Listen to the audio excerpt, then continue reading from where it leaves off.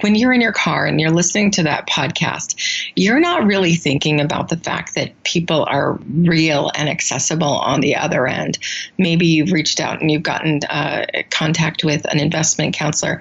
Again, I wouldn't say they have star persona, but they're really not these tangible, real people. When you go to these events, all of these people become real. You get to look them in the eye and shake their hand. And then you're surrounded by like people that have a passion for real estate. And it all becomes more real and it creates a sense of community. And so I would really strongly encourage people that have more than a casual interest about real estate, that are wanting to do more than just be that passive investor through their investment counselor. And like you said, that's great if you're doing that. But if you have an interest to do more, I really do strongly encourage people to come out and be in person. The experience is very different from when you're listening on the podcast and when you're in person, hearing the conversations. Welcome to the Creating Wealth Show with Jason Hartman. You're about to learn a new slant on investing, some exciting techniques, and fresh new approaches to the world's most historically proven asset class that will enable you to create more wealth and freedom than you ever thought possible. Jason is a genuine self-made multimillionaire who's actually been there and done it. He's a successful investor, lender, developer, and entrepreneur who's owned properties in 11 states, had hundreds of tenants, and been involved in thousands of real estate transactions. This program will help you follow in Jason's footsteps on the road to your financial independence day. You really can do it. And now, here's your host, Jason Hartman, with the complete solution for real estate investors. Welcome to episode 1312. Thanks for joining us today. We are at this gorgeous resort. We just finished the Profits in Paradise conference over the weekend. Everybody, I think, just totally enjoyed this resort. We're at the Hyatt Regency Grand Cypress, just a stunning property. I stayed here a couple of times last year on a couple of trips to Orlando, and I thought, I really want to have an event here. And, thoughts are things. Thoughts become reality, whether it be your goal to have a big real estate investing portfolio or whatever your goal is, whatever your plans are in life. It's just amazing to me how I'll think something and then just later it just happens. That's truly an amazing power that I think is massively underappreciated in life. And I started the conference Saturday, it's now Monday, Saturday morning with a talk on how thoughts are things and how, as real estate investors, we're not just in the business of atoms, of material things, right? That's how we think of it. We use houses, right? And we rent these houses out. This is all matter. It's material stuff. It's made of atoms. But I talked about the information component of our business as well. Those are the bits and the bytes, the binary code, the 1001, right? And how that impacts our business and our profit margin and our return on investment. And I talked about how there's no such thing as a copy of anything in a digital world. When you copy a song or copy anything, you don't really copy it. You just create a new original. And the beauty of income property investing, well, one of the many beauties of it, is that it's hard to recreate, right? It's easy to make a copy of a song and send it to your friend. Ask anybody in the music industry. Remember years ago, they were suing their fans for using sites like Napster and Kazaa and all the rest. And so there's these two worlds. There's the world of atoms and material things. And as real estate investors, we really think of ourselves as dealing in that world. But there's also the world of bits and bytes of information. And we talked a lot over the weekend about the bits and the bytes and how those influence our investments. My friend Mitch Russo is the author of two great books. One is called The Invisible Organization, and then another one is called Power Tribes. And he spoke a lot about how we as real estate investors basically run these invisible organizations. His book was geared more toward business, but as real estate investors, we really have another business. Maybe we own a business, and that's the way we produce income to invest in properties. Maybe we have a career, a corporate job, and we produce income to invest in properties that way. But we also have this side business, our real estate investing portfolio. So we talked a lot about that because basically we're all running invisible organizations as real estate entrepreneurs. And we talked a lot about software tools and just amazing things we as real estate investors can do to just increase our return on investment, make a lot more money, a lot better return with a lot less effort. The tools we have today in terms of the bits and bytes are truly, truly amazing. So I'm sitting here with one of our conference attendees, well, two of them actually, my dog Coco, our mascot, our house dog at every conference. And, we've been doing that for, 10 years. My other dog used to come to the conferences, and when he passed away, then we had Coco coming to the conferences. And so everybody loves having the house dog, and that's really fun. But also my mom comes to quite a few of the conferences, and my Aunt Joni as well. And of course, they are big real estate investors in their own right. And so we are sitting by the pool at this beautiful, beautiful property here at the Hyatt Regency Grand Cypress, the #1 best resort in Orlando, a hotel with its own Wikipedia entry. Look it up, Hyatt Regency Grand Cypress. And we just had a phenomenal weekend hosting the conference here. Mom, what are some of your impressions about the conference and the different speakers? And, well, what I'd like to have you start off with is talk about the property tour, because I did not attend the property tour. That was on Friday, kind of a pre-conference tour. I was busy getting ready for the event. How was the property tour? The property tour was excellent. We drove up to Ocala, and the first thing that we did was get out of the two buses and join all of his team under this tent for a fabulous lunch. That's a great way to start things off with food. Well, they know the way to your heart as investors. I saw the pictures, and it looked like they really did a first-class job. Absolutely. Yeah. Now, I heard that they had kind of a round table. I think this was during the luncheon, before you were really looking at... the luncheon was at a property. It was at one of the properties you could buy, right? But then you went to some other properties. But I heard they had kind of a round table where everybody was sitting on bar stools answering different questions about different phases of working with this local market specialist. And of course, we have local market specialists in many parts of the country. This was just one of them in one particular market. How was that kind of roundtable that they did? And that was very good. It introduced us to all of his various members of his team. It's kind of nice to put a face to, the name. I think there were approximately 8 members up there on stools, telling their specific part of the job that they did whenever someone buys a property. So, it's customer service, customer relations, the acquisition manager that's acquiring the properties or dealing with the development of them, depending on whether it's a rehab or new construction, and they do both. And then all of those team members in terms of that do the contracts and see you through the process, oversee the inspections, the appraisals, financing. Anything you want to say about any of that? No, I would like to get straight to the properties. Okay. I just want to, and I didn't get a chance to say anything to his team members, but we saw a quadruplex, and then we saw a single-family home. And I want to tell them that this single-family home was so impressive to me.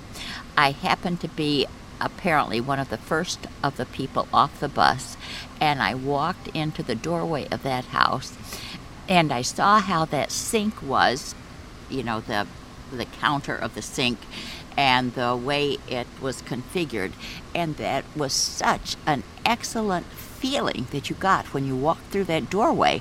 He should try to design all of his single families in that manner, because when you walk in, the floor and the view of that kitchen, it just made you feel at home and feel that if you were a renter, hey, this would be a first-class property, and if you were going to be an actual owner of the property, you would want to live there. It was very, very nice. I can't get over how good it made me feel.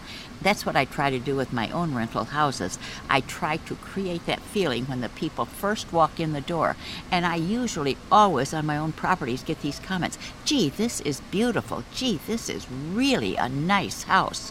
So that same thing applied to my feeling when I walked into that single family home. Okay, so we'll sum that up when you say you like the quality of construction and the design, right?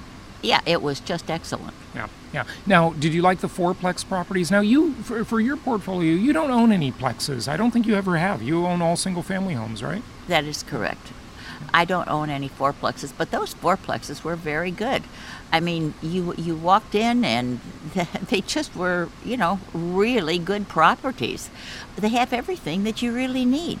And I think it'll be a successful situation in Ocala. These properties you can see on our website at jasonhartman.com.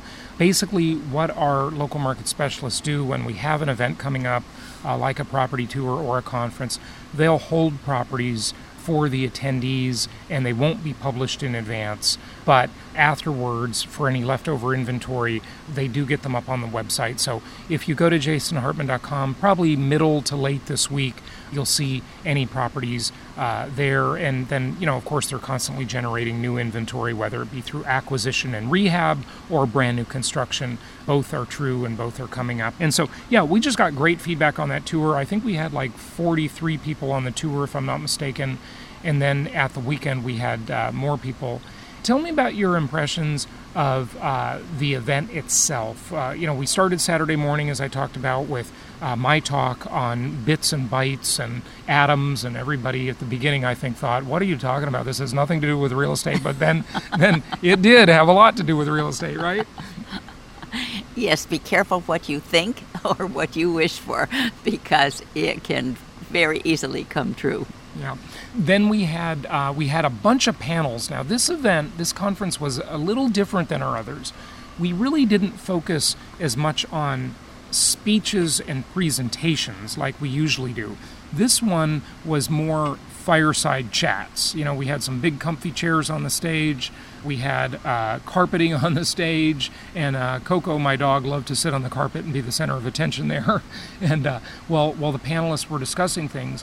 But the first panel, we had a few people on it, but we had our client, Rabbi Moffick, who you've heard on the show before.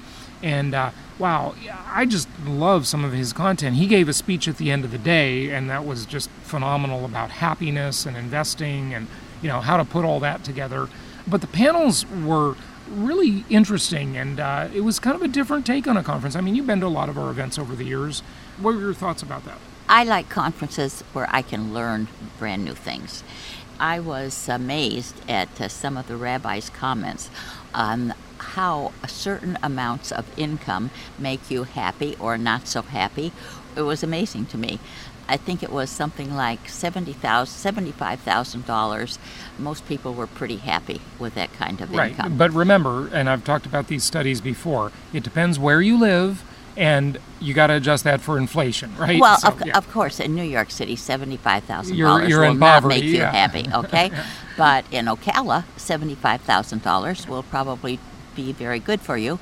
So just remember, when you're thinking about income, and you've got to also think about net worth, because there's really two things to that equation. There's how much is your income and how much is your net worth. Those are definitely two different factors. So now you're talking about just the income side of that equation.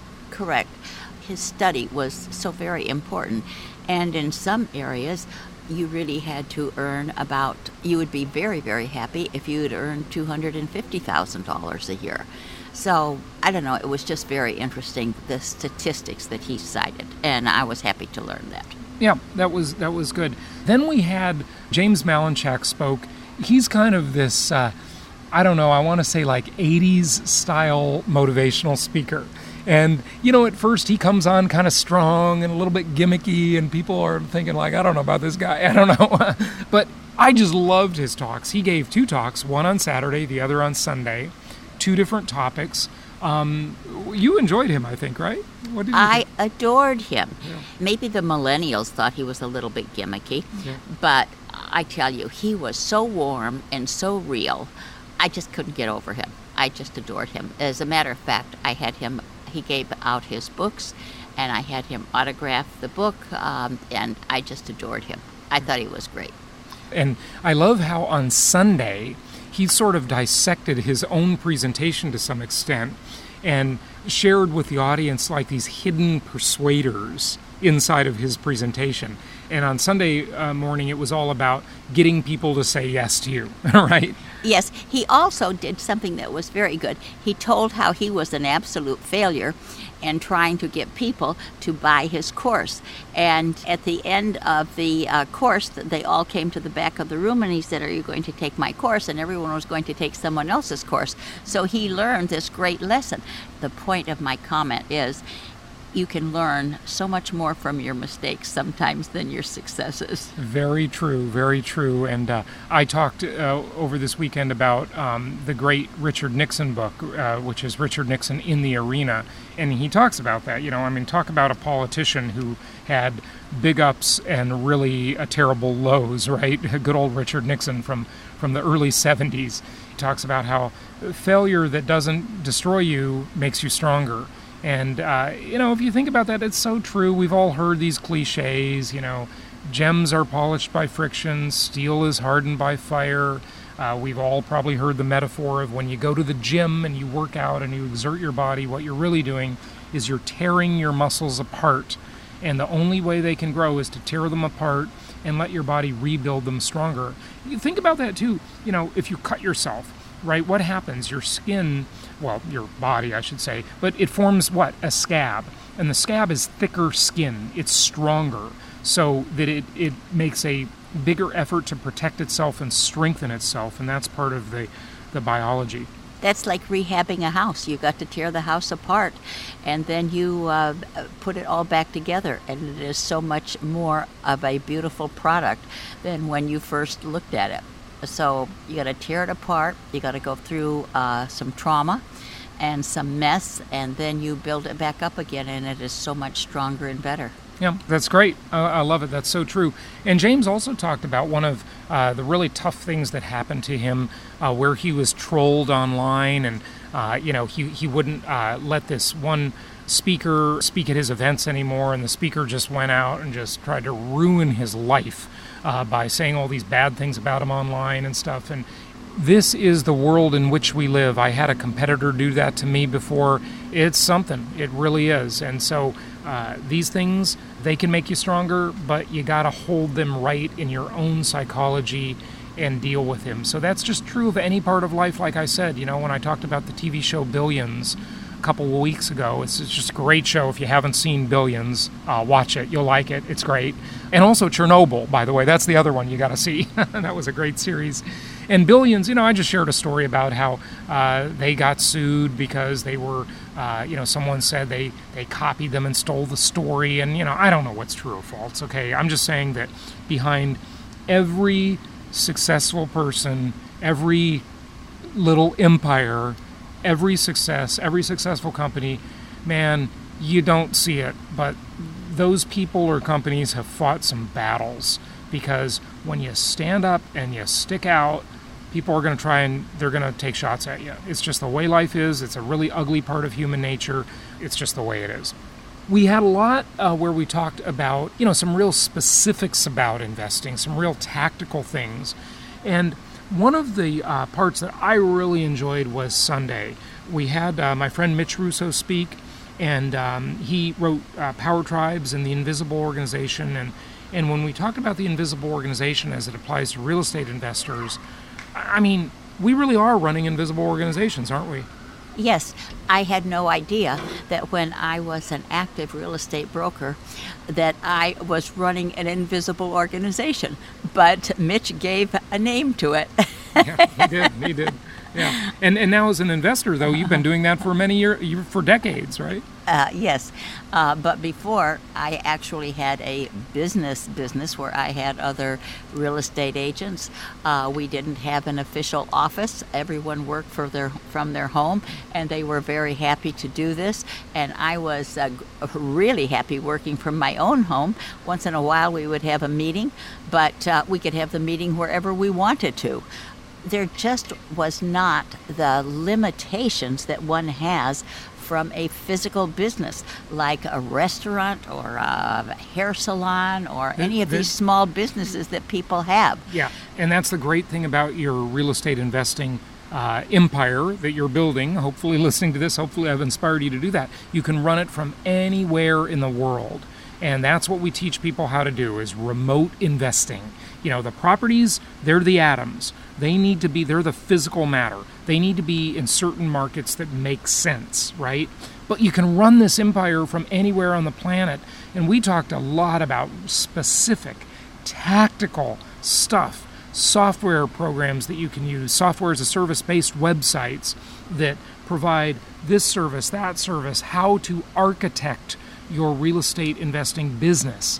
When I say that, some of you might be thinking, that sounds like too much effort to me. I don't want to run a business. I don't want to run another business. I've done that before. And, the point of investing is I want to have passive income. Well, like I've said many times over the years, passive income is a myth, okay? We got some kids running by here, and they're coming from the pool. It's like, passive income is a myth. There are just varying degrees of passivity. And income property is pretty good in terms of that. It's pretty good in terms of how passive it is. But it's not passive. Anyone who tells you real estate investing is passive is a liar and a crook. Do not believe them. There's no such thing as passive real estate investing. It simply does not exist. There is no one who will care about your money as well as you do. And if you think you're going to pass off the responsibility to someone else and just passively put all of that money into your checking account, that is a total myth. Yeah, I couldn't agree more. But there are some great tools to hold people accountable and to make that easier. So, in the future, maybe the next week or two or three, we'll get some edited clips with some of these gems of knowledge from the weekend, and we'll share them with you here on the podcast. Mitch's girlfriend came to the event along with him. He was a speaker, and she wrote this nice little note to me today, and I thought, Mom, if you can read it, I thought that would be good for the audience. Okay, the note says, Mitch, would you please kindly do me a big favor? I want to say this to your friend Jason Hartman. Good morning, Jason. With all due respect, I do apologize and regret for not taking the opportunity to speak up when I had the chance during your amazing conference. So here it goes. Jason, you're awesome. You did an amazing job with this real estate conference. I want to thank you from the bottom of my heart for allowing me to come to your amazing event. I am eternally grateful, appreciative, and thankful for the experience and for your generosity. It is my pleasure to have met you, your mom, and of course, Coco. Sincerely, Dahlia. Have an amazing day. Well, that was nice, and we had so many nice comments from the event. So I just love our clients. I love our attendees. It's always great. Doing live events is a lot of work. It is a lot of work. But we do them several times a year just because we love to see everybody. We love to have drinks with them. We had quite a few drinks actually this weekend, and dinners and meals and, the luncheon at this beautiful restaurant on the property. Really, really nice. Any other thoughts you want to share, Mom? And let's wrap it up because we've got producer's pick today. So I'll tell everybody what that is in a moment. One of the fun highlights of the conference was the group's participation in picking the wealth simulation game. Yeah, right? the wealth simulation game, yeah. And picking the various properties. And the amazing thing, I think the winner was the Slumdogs or the Slumlords. The Slumlord Millionaires, yeah. Yeah, that team was the absolute winner. But the thing of it is that even the team that did the worst did an amazing job of appreciation and income from their project. So you can't lose in real estate. Yeah, what she's talking about is we had one of our investment counselors, Doug, just did a great job running the game. He did a different game at Profits in Paradise when we held it in Hawaii a year ago. And so he modified that game this time. And what we're doing is with this gamification, we're trying to add in more elements of luck and more elements of, you got to pick of chance, and you got to pick the right team, but things happen. And there's no question that part of success in life is luck. It will just be determined by things that just happen that are beyond our control. But if we have the right team, if we've approached things from the right philosophy, and we've picked the right markets and the right properties and hopefully the right people. And hey, listen, people disappoint us all the time. It's just part of the nature of life. It's part of the game. we'll do pretty well. And what she's saying is that even the team that came in last, okay, what we do is on Saturday, Doug gets up, he explains the game, gives everybody the handouts to play the game, and then, he reviewed all that. Everybody went to lunch with their team, and they worked together over lunch to decide which properties to buy, what to do in all these circumstances and situations, and then they came back after lunch and they had to report. Okay, and Doug tabulated everything in his big, huge spreadsheet and determined the winning team, second place, third place, etc. And even the last place team, that's the amazing thing, the last place team, congratulations, you outperformed the stock market. So good for you. Yeah, it was really a fun game because we divide the whole room up into various teams. And we just sit at lunch and we say, well, should we buy this property in an A area or should we buy some C properties and pay less for them and get more rent? It's just really fun, and it's a great experience. Yeah, you learn a lot from playing that wealth simulator game. So that was great. Good job on that, Doug. Okay, well, hey, we've got to wrap it up, and we're going to leave it to Adam, our producer, for Producer's Pick. We're going to play a little quick segment here before we go. So check out jasonhartman.com. We will be announcing Meet the Masters. I believe that will be our next event in the spring in Southern California. So keep a lookout for that. It won't be long before we announce the exact dates. We're going to have a pretty cool event for you then. Take a look at the properties at jasonhartman.com. And one more thing I wanted to say, make sure you do yourself a favor. On the front page of jasonhartman.com is a video. It's a free video that you can watch. It's about 27 minutes long, and it teaches you how to analyze a real estate investment. And that is a fundamentally important video. If you've already watched it, which I know thousands of you have, watch it again every 6 months or so, or every few months, because you always pick up new distinctions. So here we go with Producer's Pick. It's up to you for this little segment, and we will talk to you tomorrow. Real estate investing is in Jason's blood. His mom has been doing it a long time and recently retired with 13 properties free and clear.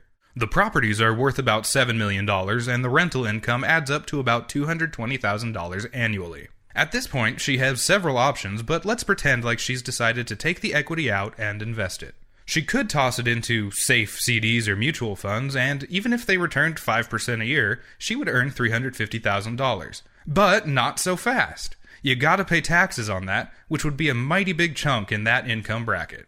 What else could she do? If she were to ask her son, who's done pretty well for himself with a few innovative strategies, he might say, "Mom, haven't you been paying attention?